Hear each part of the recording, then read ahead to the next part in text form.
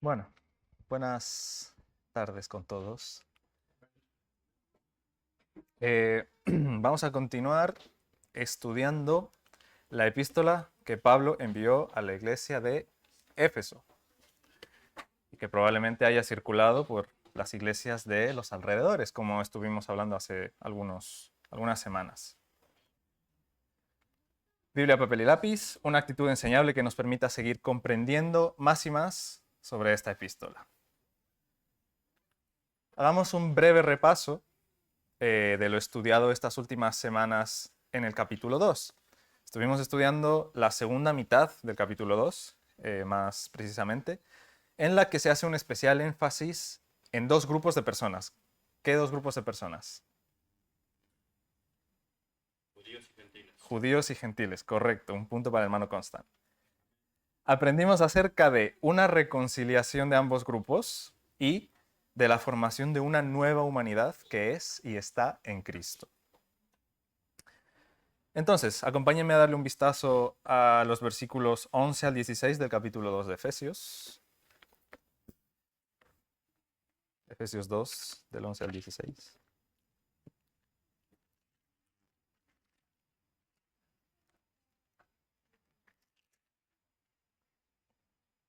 Si me pueden traer un vaso de agua, les agradezco. Por favor, muchas gracias.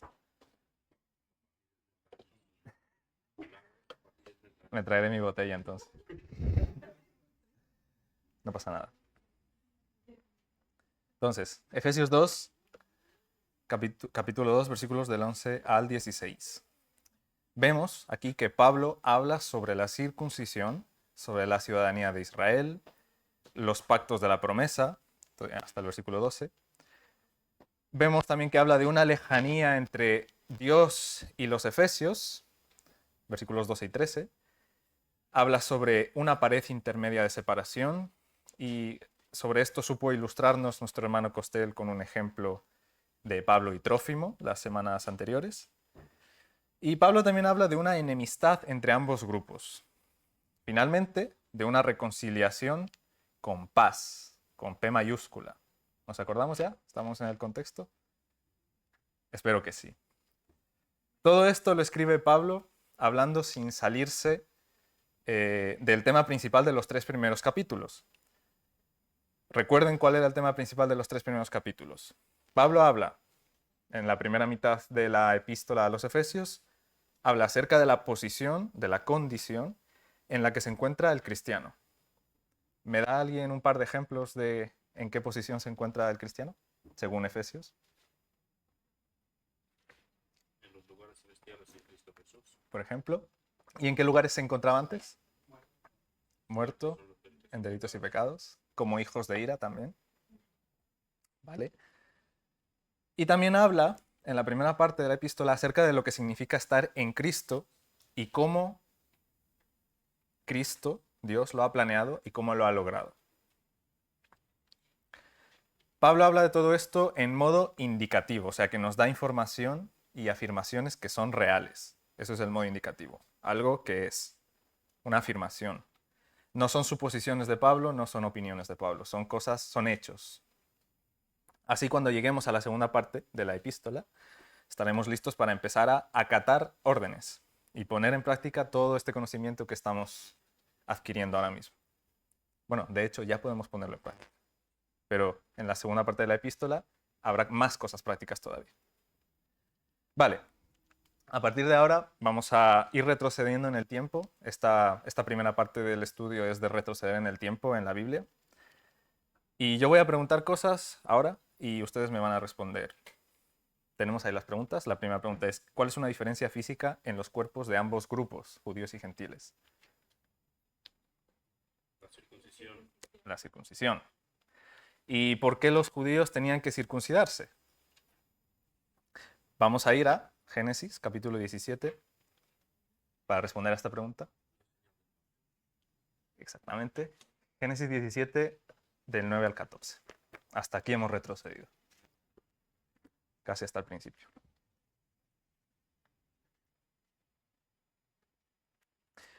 Génesis 17, del 9 al 14, dice así. Dijo de nuevo Dios a Abraham, en cuanto a ti, guardarás mi pacto, tú y tu descendencia después de ti por sus generaciones. Este es mi pacto que guardaréis entre mí y vosotros y tu descendencia después de ti. Será circuncidado todo varón entre vosotros.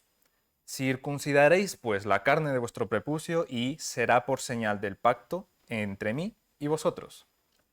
Y de edad de 8 días será circuncidado todo varón entre vosotros por vuestras generaciones, el nacido en casa y el comprado por dinero a cualquier extranjero que no fuere de tu linaje.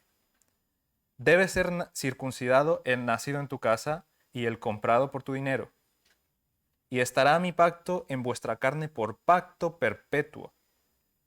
Y el varón incircunciso, el que no hubiere circuncidado la carne de su prepucio, aquella persona será cortada de su pueblo. Ha violado mi pacto. Por cierto, ¿ustedes saben por qué los judíos se llaman así? ¿Por qué los judíos se llaman judíos? Judá. Ahora vamos a meternos en esto. Ahora vamos a verlo con más detalle. ¿Por qué Judá y no Efraín? Ahora lo vamos a ver. Por ejemplo, se hubiesen llamado Efraitas o Efratas. No sé. Si no saben los detalles, nos vamos a adentrar. Y porque he decidido que sea así, porque ilustran bastante bien el primer punto de lo que vamos a tratar. Y tiene que ver con lo que estamos estudiando, obviamente. A esta parte del estudio, Ferguson, el autor del libro que estamos siguiendo como una guía, una estructura, lo ha titulado Pero ahora, es la parte 14. Y en el estudio de hoy abordaremos 3 temas. Por cierto, esta es la clase 24. Estos 3 temas abordaremos hoy.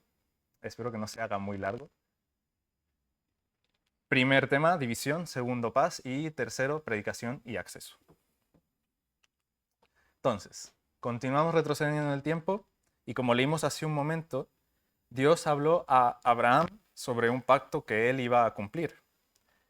Les hago una recopilación de los detalles, de todos los detalles del pacto, porque lo que hemos leído es una parte. Pero a lo largo del libro de Génesis hay más detalles. Ahí hay una lista de todos los pasajes en los que se encuentran estos detalles, pero yo los voy a leer como un párrafo recopilatorio de estos detalles. Dice así: Dios le promete a Abraham hacer de él una gran nación y bendecirlo y engrandecer su nombre. Luego le asegura que su descendencia heredará la tierra de Canaán y que ésta sería tan numerosa como el polvo de la tierra o las estrellas del cielo. En Génesis 15, Dios ratifica el pacto con un rito solemne, asegurando que Abraham tendría descendencia propia y que su linaje poseería la tierra, desde el río de Egipto hasta el gran río, el río Éufrates. Más tarde, en Génesis 17, Dios establece la circuncisión como señal del pacto perpetuo entre él y Abraham y su descendencia. Es lo que hemos leído hace un momento. Cambiando su nombre de Abraham a Abraham y prometiendo que sería padre de muchas naciones, que reyes saldrían de él y que el pacto sería un pacto eterno. Finalmente, en Génesis 22, tras la prueba de Isaac, Dios reafirma su juramento de bendecir a Abraham y multiplicar su descendencia como las estrellas y la arena, asegurando que en su simiente serían benditas todas las naciones de la tierra. ¿Vale? Este es el pacto, este es el renombrado pacto del que estamos hablando, del que hemos estado hablando estas últimas semanas, y que los judíos hasta hoy consideran como algo sagrado, y nosotros también, en el cual ponen su esperanza. Algunos lo relacionan, los judíos, con la venida del Mesías, otros lo interpretan en términos de identidad y de tierra, de territorio, y otros lo ven principalmente desde la religión y la tradición. Ahora nosotros, con la ayuda de Dios y por su gracia, vamos poco a poco entendiendo cómo es que esto ya se cumplió y qué consecuencias tiene en nuestras vidas, luego de haber recibido a Cristo como Señor y Salvador. Con la circuncisión establecemos una división notoria.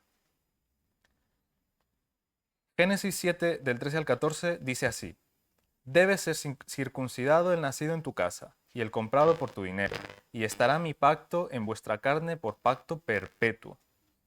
Y el varón incircunciso, el que no hubiere circuncidado la carne de su prepucio, aquella persona será cortada de su pueblo, ha violado mi pacto. Es una división, una diferencia entre pueblos.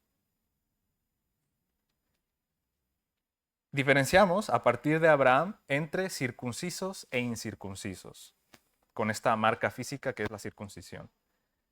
Y Dios es muy estricto con esta regla, porque a través de ella empezará a construir el que más adelante sería el pueblo de Israel, con la tribu de Judá y con las otras tribus, y posteriormente Jesús. Saldría de la tribu de Judá precisamente. Por eso conocemos a Israel como el pueblo escogido de Dios, no porque ellos hayan hecho algo primero, no porque eso les haga merecedores del título de pueblo escogido, sino porque Dios así lo quiso desde un principio. Entonces los apartó y se relacionó con ellos íntimamente, primero con ese pueblo. Más tarde, más adelante, nace Isaac. Y de Isaac nace Jacob. En algún momento de su vida, Jacob es amenazado por su hermano Esaú y Jacob le pide ayuda a Dios. Le dice que no se olvide de la promesa de que su descendencia sea como la arena del mar. Entonces un varón, un ángel, se le apareció y luchó contra Jacob. Se dieron. Vamos a leer esa parte, bueno, la parte al final cuando ya estaban por terminar la pelea. Génesis capítulo 32.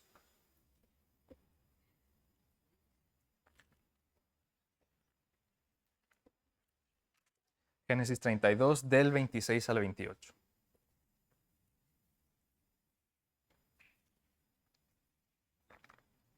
¿Lo tenemos?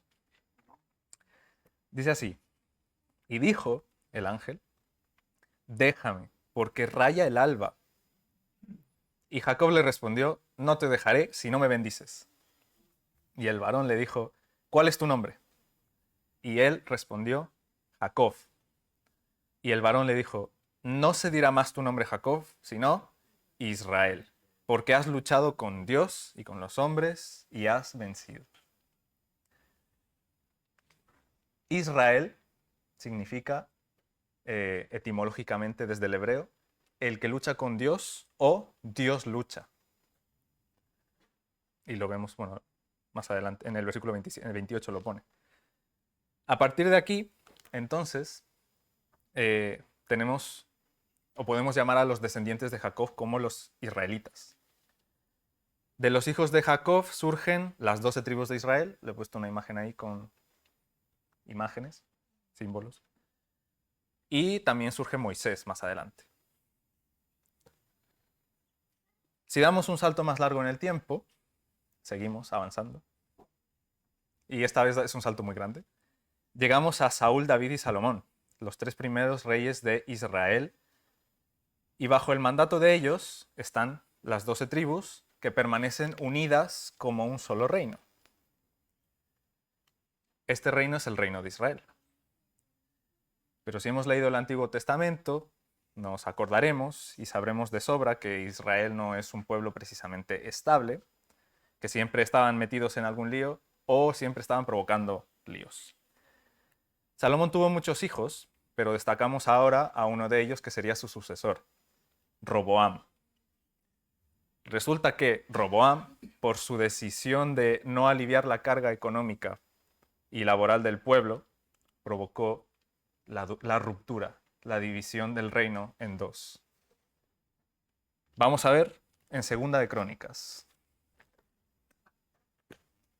Segunda de Crónicas, capítulo 10, versículos del 12 al 19.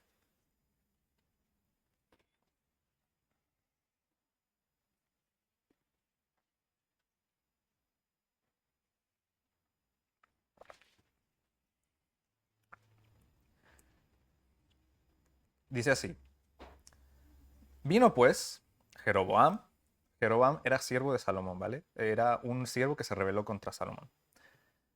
Vino pues Jeroboam con todo el pueblo a Roboam al tercer día, según el rey les había mandado, diciendo, volved a mí de aquí a 3 días.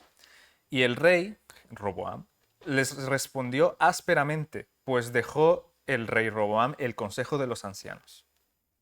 Y les habló conforme al consejo de los jóvenes, diciendo: Mi padre, Salomón, hizo pesado vuestro yugo, pero yo añadiré a vuestro yugo. Mi padre os castigó con azotes, mas yo con escorpiones. Y no escuchó el rey al pueblo, porque la causa era de Dios, para que Jehová cumpliera la palabra que había hablado por Ahías silonita a Jeroboam, hijo de Nabat. Es decir, Dios ya había avisado al profeta Ahías de la división del reino.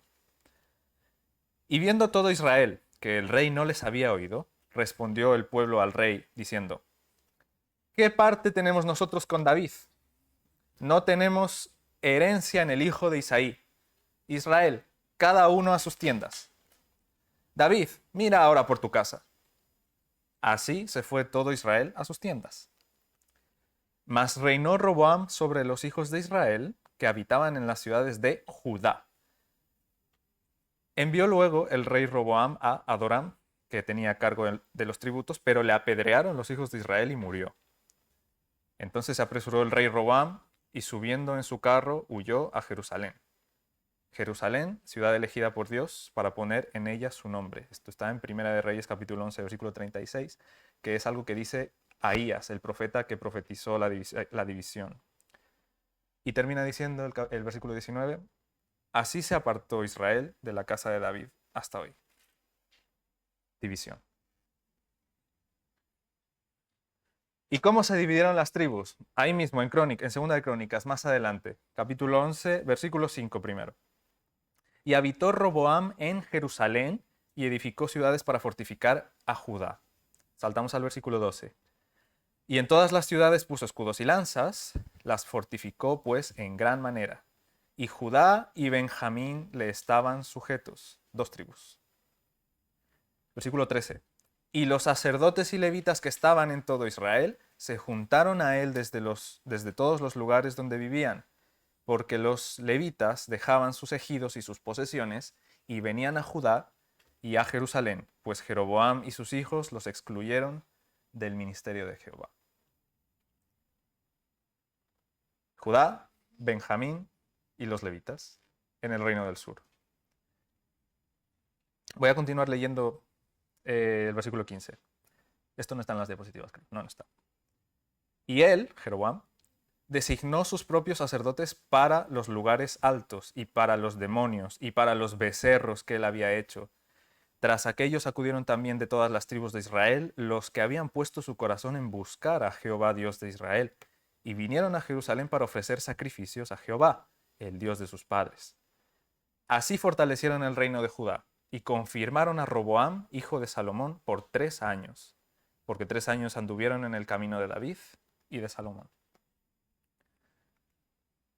Judá, Benjamín y los levitas bajo el mandato de Roboam en el reino del sur, que también se llamaba Reino de Judá. Ahí tienen un mapa. Y el resto de tribus bajo el mandato del rey Jeroboam, que era descendiente de Efraín, gobernando el reino del norte, o reino de Israel. Esta es la división. Vamos a continuar saltando en el tiempo y rápidamente vamos a leer Segunda de Reyes, capítulo 17.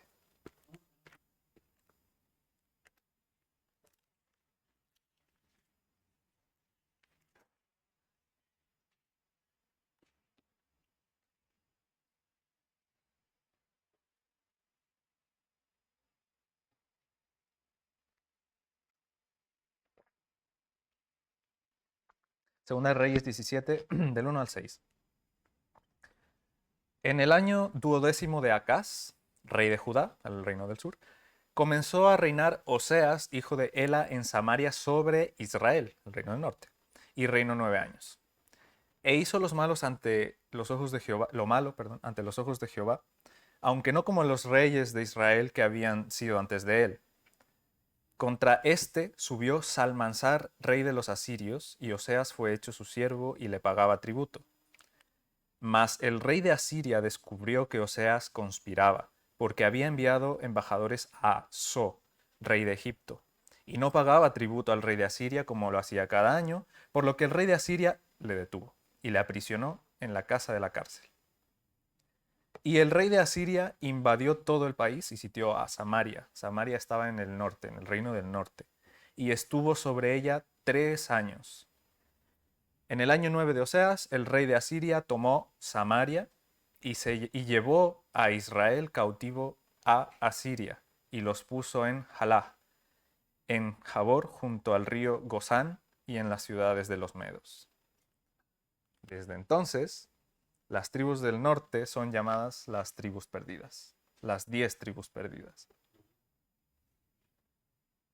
Entonces, en el norte hay otro pueblo, porque hay dispersión de las tribus, y en el sur están los benjamitas, los de Judá y los levitas. El versículo 18 dice así: Jehová, por tanto, se airó en gran manera contra Israel, y los quitó delante de su rostro, y no quedó solo, sino solo la tribu de Judá. ¿Se acuerdan qué significaba Israel?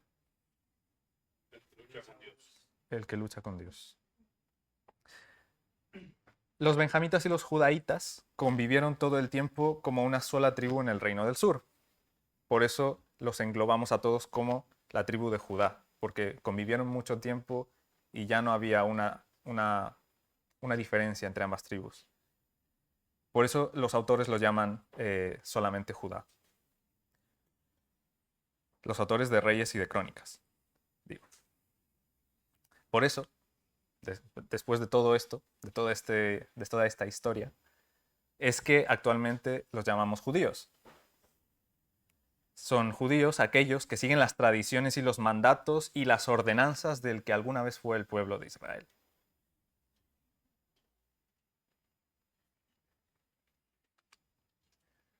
División. La división entre judíos y gentiles viene desde Abraham.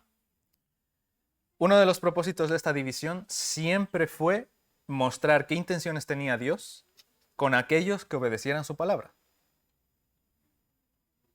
Yo les pregunto, ¿cuántas veces mostró Dios misericordia y amor con el pueblo de Israel? Con cada tribu, con los padres y los profetas. ¿Cuántas veces? Sí, no. Innumerables, una tras otra, todo el tiempo. Israel. Pero se empeñaban en ser el que lucha contra Dios. Pablo les dice a los efesios que antes eran hijos de ira, antes. Y deja entender también que había enemistad entre judíos y gentiles. Había enemistad, guerra, diferencias, desacuerdos, había desesperanza. Dos pueblos que no se pueden unir, dos pueblos que son completamente contrarios. ¿Pero qué pasó?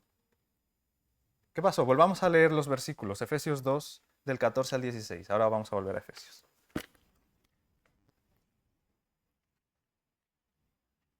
Efesios 2, 14 al 16.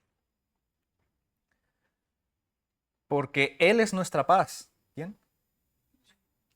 Cristo es nuestra paz, que de ambos pueblos hizo uno, derribando la pared intermedia de separación, aboliendo en su carne las enemistades, la ley de los mandamientos expresados en ordenanzas, para crear en sí mismo de los dos un solo y nuevo hombre, haciendo la paz, y mediante la cruz reconciliar con Dios a ambos en un solo cuerpo, matando en ella las enemistades. Pueblos divididos, que no conocen el verdadero significado de la paz, que no conocen a Cristo todavía. El verdadero significado del Shalom. Ahora, en Cristo, son un solo pueblo, que deberían conocer lo que es el Shalom. Por cierto, la división es algo que viene del corazón orgulloso del ser humano, y eso porque todos nosotros tenemos la naturaleza pecaminosa que heredamos ¿de quién? Adán, el primer Adán. Ahora, vamos a dejar las divisiones a un lado, porque Ya no hay judío ni griego, no hay esclavo ni libre, no hay varón ni mujer, porque todos vosotros sois uno en Cristo Jesús. Gálatas 3:28. Pablo ha dicho en varias ocasiones que Cristo es nuestra paz. Si hay paz, no hay división entre judíos y gentiles. Ya no hay diferencias que puedan generar guerras o enemistades. En el momento en el que los efesios comprendan que amar al prójimo como a uno mismo es precisamente lo que Jesús enseñaba, sin importar si lo decía a judíos o a samaritanos o a romanos o a griegos, cuando los efesios comprendan eso, entonces realmente empezarán también a comprender la paz de la que Pablo está hablando aquí.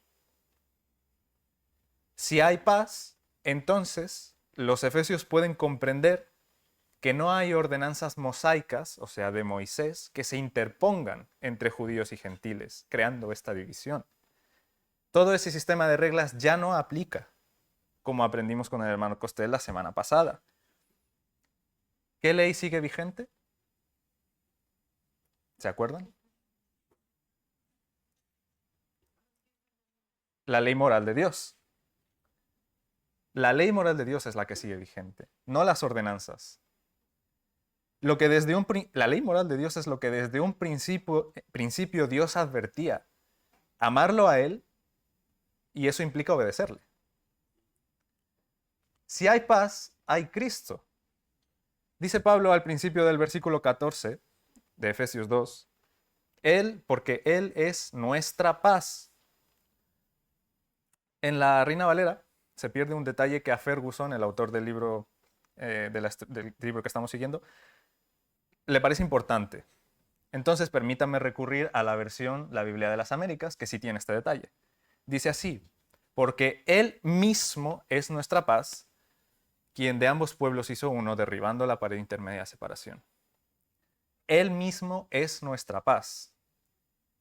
Y Ferguson dice: la paz no es un producto que Cristo nos ha dado. La paz es una realidad experimentada en comunión con el Señor. En estos primeros capítulos de Efesios y en otras cartas, Pablo repite varias veces palabras como en Cristo, en Él, en el amado. Y tantas veces que lo dice no son coincidencia, porque hay algo que quiere destacar. En Él va más allá de decir con Él. Por ejemplo, hagamos la diferencia entre decir yo creo en Cristo y yo estoy en Cristo. Una persona que está en Cristo necesariamente implica que cree en Cristo. Pero una persona que cree o dice creer en Cristo no necesariamente implica que está en Cristo. Se suele decir que Jesús no es una religión, es una relación. A muchas personas les parece que esto es una frase de cliché. Personalmente, yo opino, valga la redundancia, que no se debe decir a la ligera y que se debe profundizar y hacer énfasis en lo importante. Porque el cristianismo sí es una religión y consiste en una relación profunda con Dios. Amén. A algunos les gusta tomar el significado etimológico de la palabra religión como volver a ligar o volver a relacionar. Religar, religión. Volver a relacionarse con Dios. ¿Por qué? Porque ya se derribó la pared intermedia de separación. Ya se abolieron en la carne de Jesús las enemistades y se abolieron las ordenanzas. ¿Para qué? Para, versículo 16, mediante la cruz reconciliar, religar, relacionar nuevamente con Dios a ambos pueblos en un solo cuerpo. ¿Cuál es el cuerpo? Cristo. Cuando volvemos a Dios, cuando estamos en Cristo, no cuando solamente decimos que creemos en Cristo, o sea, cuando estamos en Cristo, entonces estamos en paz. Porque Cristo mismo es nuestra paz. En el contexto bíblico, shalom, tenemos el significado ahí. Shalom implica integridad, plenitud, bienestar, seguridad y prosperidad en todas las áreas de la vida, tanto física como espiritual.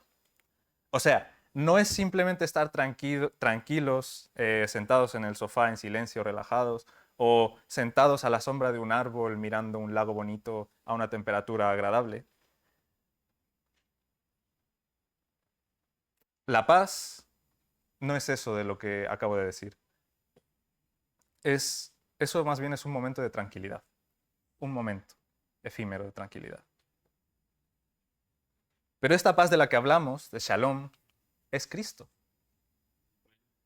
La fe, el hecho de decir yo soy cristiano, eso es la fe, el hecho de decir yo soy cristiano, no es solamente para recoger bendiciones en Cristo, como si se tratara de un árbol frutal. La fe nos une a Cristo y así, unidos a Él, toda bendición espiritual es nuestra. ¿Se acuerdan de los primeros versículos de la epístola? Versículo 3 de Efesios 1. Efesios 1, 3. Bendito sea el Dios y Padre de nuestro Señor Jesucristo, que nos bendijo con toda bendición espiritual en los lugares celestiales en Cristo. Ya no hay división. Y en Cristo estamos unidos los unos con los otros, sin enemistad, sin guerra. Eso es Shalom. Cristo es Shalom. Ahora, perdón, me olvidé de pasar a este versículo. Ahora, ya que hemos entendido un poco mejor la paz a la que se refiere Pablo y el milagro que Dios ha obrado con los judíos y con los gentiles, que lo hemos visto la semana pasada también, entonces leamos con atención los versículos 17 y 18. Efesios 2, 17 y 18.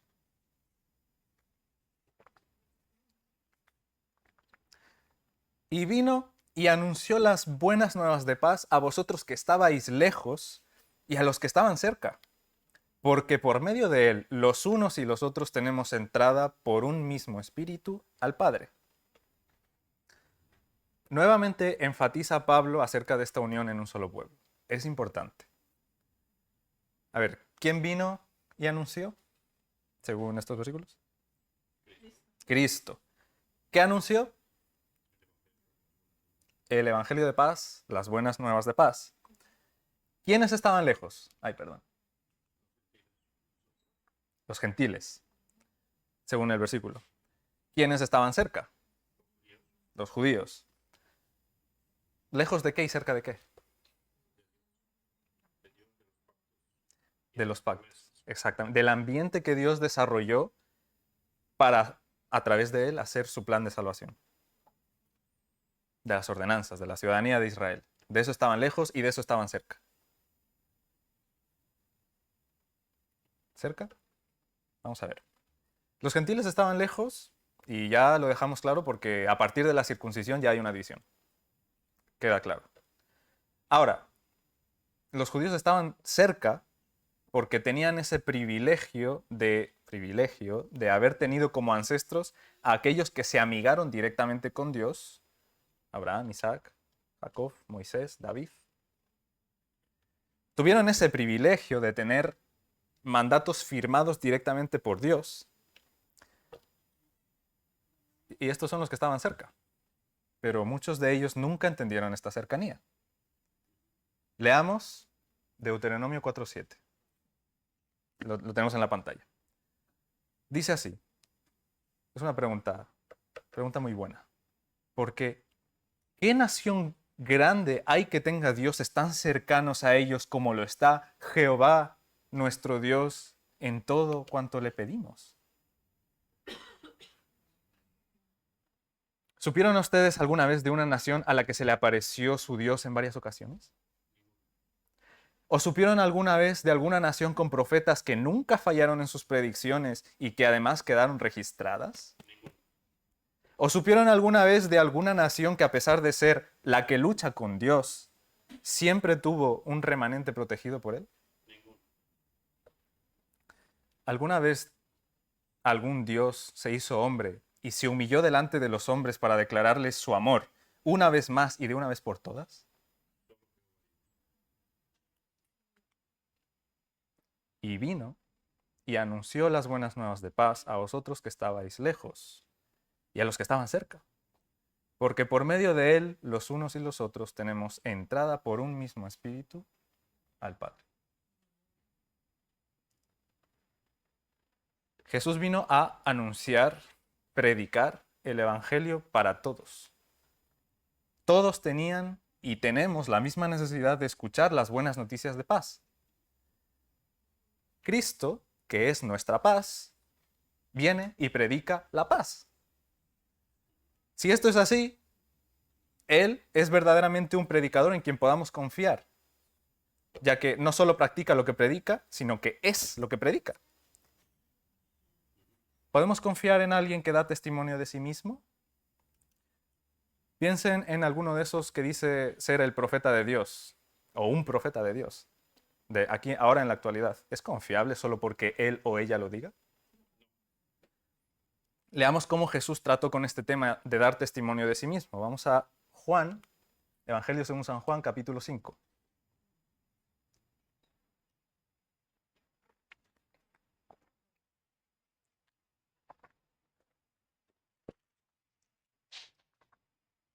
Evangelio según San Juan, capítulo 5, y vamos a leer primero del 17 al 19. Dice Jesús, y Jesús le respondió, mi Padre hasta ahora trabaja y yo trabajo. Por esto los judíos aún más procuraban matarle, porque no solo quebrantaba el día de reposo, sino que también decía que Dios era su propio Padre, haciéndose igual a Dios. Respondió entonces Jesús y les dijo, de cierto os digo, no puede el Hijo hacer nada por sí mismo, sino lo que ve hacer al Padre, porque todo lo que el Padre hace, también lo hace el Hijo igualmente. Saltamos al versículo 30. No puedo hacer nada por mí mismo. Según oigo, así juzgo, y mi juicio es justo, porque no busco mi voluntad, sino la voluntad del que me envió, la del Padre. Si yo doy testimonio acerca de mí mismo, mi testimonio no es verdadero. Otro es el que da testimonio acerca de mí, y sé que el testimonio que da de mí es verdadero. Vosotros enviasteis mensajeros a Juan, habla de Juan el Bautista, y él dio testimonio de la verdad. Pero yo no recibo testimonio de hombre alguno, mas digo esto para que vosotros seáis salvos. Él era antorcha que ardía y alumbraba, y vosotros quisisteis regocijaros por un tiempo en su luz. Mas yo tengo mayor testimonio que el de Juan, porque las obras que el Padre me dio para que cumpliese las mismas obras que yo hago, dan testimonio de mí, que el Padre me ha enviado. También el Padre que me envió ha dado testimonio de mí. Nunca habéis oído su voz, ni habéis visto su aspecto, ni tenéis su palabra morando en vosotros, porque a quien él envió vosotros no creéis. Escudriñad las Escrituras, porque a vosotros os parece que en ellas tenéis la vida eterna, y ellas son las que dan testimonio de mí. Y no queréis venir a mí para que tengáis vida. Gloria de los hombres no recibo, mas yo os conozco, que no tenéis amor de Dios en vosotros. Yo he venido en nombre de mi Padre, y no me recibís. Si otro viniera en su propio nombre, a ese recibiréis. ¿Cómo podéis vosotros creer? Pues recibís gloria los unos de los otros, y no buscáis la gloria del que viene del Dios único. No penséis que yo voy a acusaros delante del Padre. Hay quien os acusa, Moisés, en quien tenéis vuestra esperanza. Porque si creyeseis a Moisés, me creeríais a mí, porque de mí escribió él. Pero si no creéis a sus escritos, ¿cómo creeréis a mis palabras? No solo Jesús dio testimonio de sí mismo, el Padre, Moisés, las Escrituras. Los judíos estaban cerca, pero estaban muy, muy lejos, realmente. Y para finalizar, vamos a leer Romanos 8:16. Dice así, el Espíritu mismo da testimonio a nuestro espíritu de que somos hijos de Dios. y Efesios 2, 17 y 18, que ya lo hemos leído y lo volvemos a leer, habla también de este mismo espíritu. Y vino y anunció las buenas nuevas de paz a vosotros que estabais lejos y a los que estaban cerca. Porque por medio de él, los unos y los otros tenemos entrada por un mismo espíritu al Padre. Ese mismo Espíritu Santo de la promesa con el que fuimos sellados, es por quien juntamente en Cristo tenemos acceso al Padre. Judíos y gentiles, sin distinción, sin paredes de separación, sin enemistad, con paz y en paz. Entonces, prediquemos a Cristo con nuestras acciones, con la Biblia en la mano y en la mente, y a toda criatura. Amén.